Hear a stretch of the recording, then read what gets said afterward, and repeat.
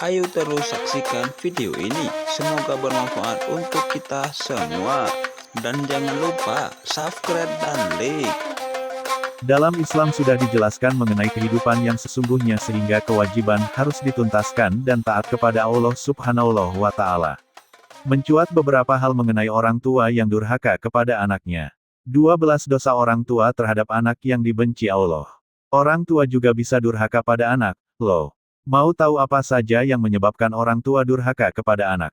Simak video ini sampai habis. Orang tua tidak selalu benar, dan tidak sempurna bahkan, ada beberapa dosa orang tua terhadap anak yang sebaiknya dihindari, bagi kita semua.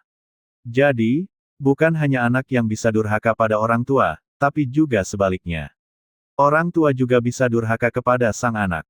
Orang tua juga memiliki tanggung jawab besar untuk anak dan memberikan kasih sayang, pendidikan, dan teladan yang baik bagi sang anak. Namun, tidak jarang orang tua melakukan kesalahan fatal mengenai perihal ini atau dosa yang berdampak negatif pada anak, baik secara fisik maupun emosional yang diperlihatkan kepada sang anak. Dosa-dosa ini bisa berupa kekerasan, pengabaian, tekanan berlebihan, maupun orang tua yang tidak taat kepada Allah Subhanahu wa Ta'ala hingga tindakan-tindakan yang merusak kepercayaan diri dan harga diri anak. 1. Tidak memberikan kebutuhan dasar. Kebutuhan dasar anak seperti makanan, pakaian, dan tempat tinggal yang layak penting untuk dipenuhi oleh orang tua. Anak yang diabaikan kebutuhan dasarnya mungkin akan mengalami malnutrisi, keterlambatan pertumbuhan, atau masalah kesehatan lainnya. 2. Mengabaikan kebutuhan emosional. Dosa orang tua terhadap anak termasuk juga mengabaikan kebutuhan emosional anak dan tidak memberikan kasih sayang atau dukungan. Ini dapat mengakibatkan masalah kesejahteraan emosi seperti rendah diri, depresi, atau masalah perilaku. Ketiga, bersikap kasar pada anak adalah salah satu dosa orang tua kepada anak yang paling dibenci oleh Allah Subhanahu wa Ta'ala. Saat menemukan perilaku anak yang tidak disukai, jangan tunjukkan sikap kasar. Hendaknya nasihatilah dengan lembut dan tetap penuh kasih sayang. Keempat, melakukan kekerasan fisik. Berkata kasar saja tidak boleh, apalagi melakukan kekerasan fisik. Memukul, menamparkan, atau melakukan tindakan kekerasan lainnya terhadap anak merupakan dosa orang tua terhadap anak yang sangat penting dihindari. Karena kekerasan fisik dapat meninggalkan trauma jangka panjang dan cedera fisik pada anak. Kelima, menghina, mengejek, atau mengintimidasi anak juga sebaiknya jangan dilakukan oleh orang tua. Ini dapat merusak harga diri anak dan meningkatkan risiko masalah kesejahteraan emosi di masa depan. Keenam, melecehkan. Melakukan tindakan-tindakan seksual tidak pantas dengan anak adalah dosa orang tua terhadap anak yang pastinya dibenci Allah SWT. Begitu juga jika membiarkannya terpapar dengan konten seksual. Ini dapat meninggalkan trauma mendalam dan mengakibatkan masalah psikologis jangka panjang untuk anak. Ketujuh, orang tua yang memiliki anak lebih dari satu sangat tidak dianjurkan untuk menunjukkan rasa pilih kasih. Maksudnya, tidak diperbolehkan menunjukkan rasa kasih sayang berlebih hanya pada satu atau beberapa orang dengan tidak memberi perhatian yang sama pada yang lainnya.